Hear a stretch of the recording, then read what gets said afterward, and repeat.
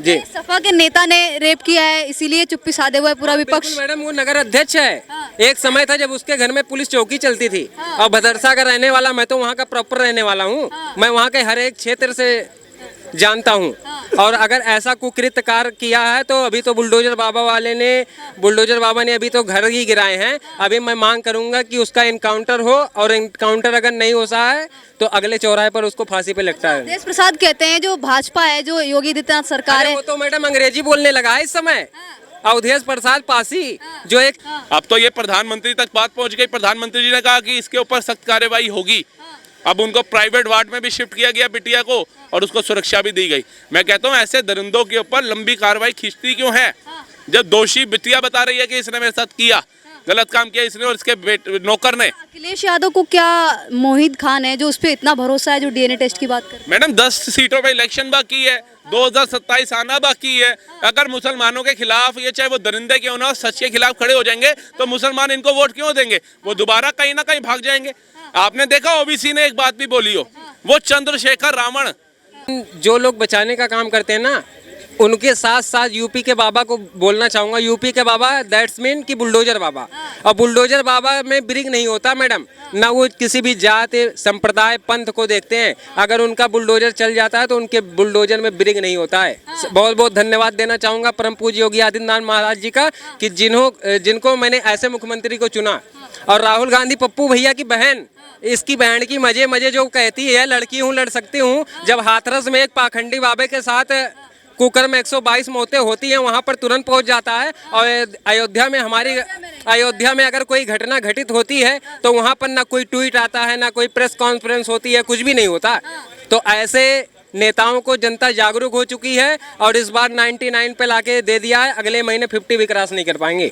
जी। सपा के नेता ने रेप किया है, इसीलिए चुप्पी साधे हुआ है पूरा विपक्ष। मैडम, वो नगर अध्यक्ष है। एक समय था जब उसके घर में पुलिस चौकी चलती थी। और भदरसा का रहने वाला, मैं तो वहाँ का प्रॉपर रहने वाला हूँ। मैं वहाँ के हर एक क्षेत्र से जानता हूँ। और अगर ऐसा कुकृत्य कार्य किया है तो अभी तो बुलडोजर बाबा ने अभी तो घर ही गिराए हैं। अभी मैं मांग करूंगा कि उसका इनकाउंटर हो, और इनकाउंटर अगर नहीं होता है तो अगले चौराहे पर उसको फांसी पे लगता है। देश प्रसाद कहते हैं जो भाजपा है, जो योगी आदित्यनाथ सरकार है, वो तो मैडम अंग्रेजी बोलने लगा है इस समय। अवधेश प्रसाद पासी जो एक रेजिडेंशियल से बिलोंग करता है। रेजिडेंशियल बोलूंगा, मेरे खिलाफ हेट स्पीच चला देना। हाँ, जो होगा मैं देख लूंगा। मेरे ऊपर ऐसे अनेकों मुकदमे दर्ज हैं। जाति पाति का माहौल है, थोड़ा गड़बड़ हो जाएगा। मैडम क्या होगा, मैं तो LLB कर रखा हूँ। SC ST एक्ट लगेगा, इससे ज्यादा और मेरा वो क्या कर सकता है? मेरा क्या कर सकता है अवधेश कुमार पासी? आप बताओ। मैं तो कहते हैं कि Yogi Adityanath SC ST act लगाएगा। मैं खुले चैनल, ऑल इंडिया न्यूज के चैनल के माध्यम से बोलना चाहता हूं कि अयोध्या के सांसद अवधेश प्रसाद पासी रेजिडेंशियल से बिलोंग करते हैं। उनको ऐसे कुकृत्यों का जवाब यूपी का सारा, दिल्ली के दिल कहे जाने वाले कनाट प्लेस की धरती से देगा। अच्छा, जो कहती है लड़की हूँ लड़ सकती हूँ, प्रियंका गांधी वाड्रा, ये जो नारा देते हैं, क्या नारा सिर्फ नारे बन के रह गया, या फिर इसको लेके कुछ करेंगी भी? क्योंकि अयोध्या के माहौल को लेके बोलती नहीं है। अयोध्या में जो 12 साल की बच्ची के साथ रहे, देखिए, जो कहती हैं लड़की हूँ लड़ सकती हूँ, वो तो महिलाओं को केवल बरगलाने का काम करती हैं। अगर कोई भी महिला का रेपिस्ट होता है, गैंग रेप होता है, तो वो बाइकाट हो जाती हैं। क्योंकि उनके पति ऑलरेडी वाड्रा जी जो हैं, वो उनको बाहर निकलने ही नहीं देते। और राहुल गांधी के बारे में मैं एक बात बोलना चाहूँगा कि जो अभी हमारे, जिनके धर्म के बारे में नहीं बदला, न धर्म बदला, न जात बदली, बदल दिया है गोत। दादा गड़े जमीन में ब्राह्मण हो गया पोत।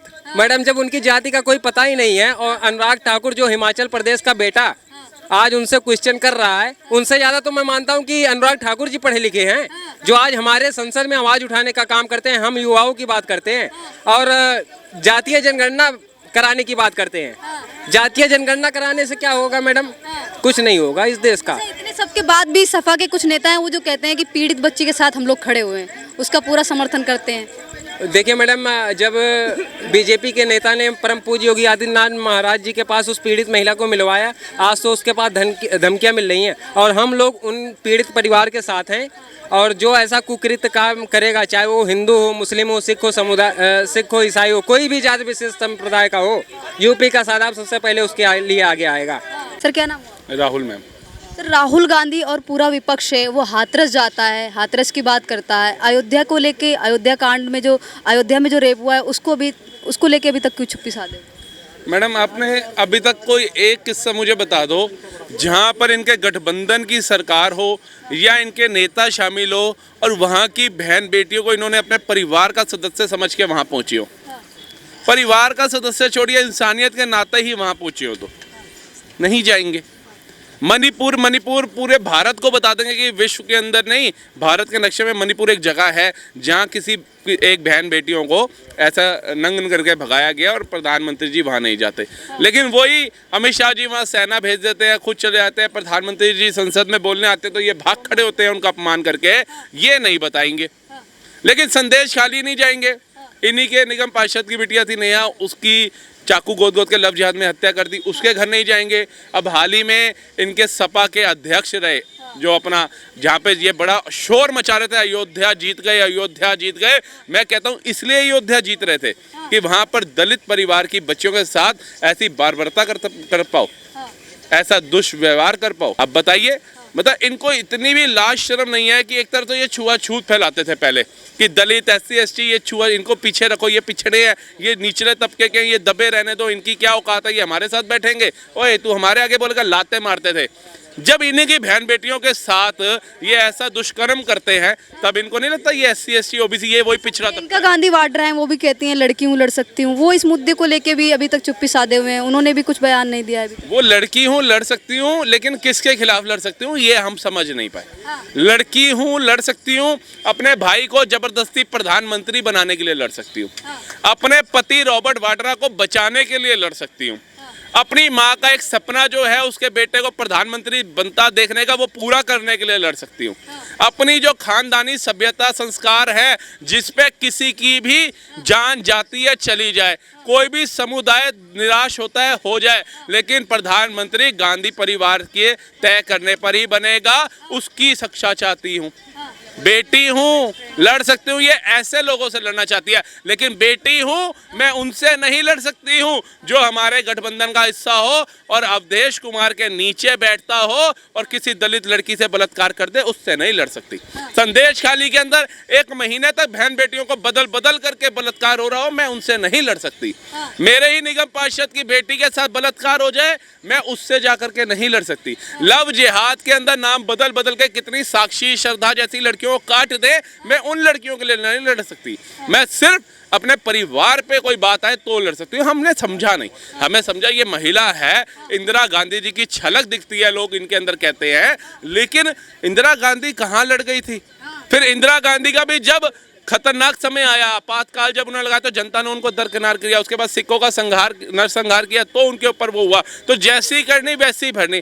अगर आप बहन बेटियों के साथ नहीं खड़े हो सकते हैं, वो जनता जान भी चुकी है मैडम, जनता इतनी भी भोली नहीं। तो भी डीएनए टेस्ट की बात कर रहे हैं, अवधेश प्रसाद हैं वो भी डीएनए टेस्ट की बात कर रहे हैं, जो अयोध्या के राजा कहे जाने वाले हैं, वो भी इसको लेकर डीएनए टेस्ट हो जाए आरोपी का, उसके बाद आरोपी की सजा है वो तय होनी चाहिए। जब इन्होंने नेताजी को मतलब मुलायम सिंह यादव जी को स्टेज से नीचे उतारा था ना माइक छीन करके, तो डीएनए तो पहले इनका टेस्ट होना चाहिए था कि जो अपने बाप का नहीं हुआ, जो अपने बाप को धक्के मार के उतार रहा है, जिस बाप ने यहाँ तक इसको पहुंचा दिया और वो भी पुत्र मोह के अंदर शीश पर बैठे रहे। आपको पता है योगी जी को उन्होंने क्या कहा था 2017 में शपथ ली थी, बच्चा आपका ये ध्यान रखना। ऐसा बाप पुत्र मोह के अंदर दबता दबता दुनिया से चला गया, उसको शर्म लाज नहीं आई।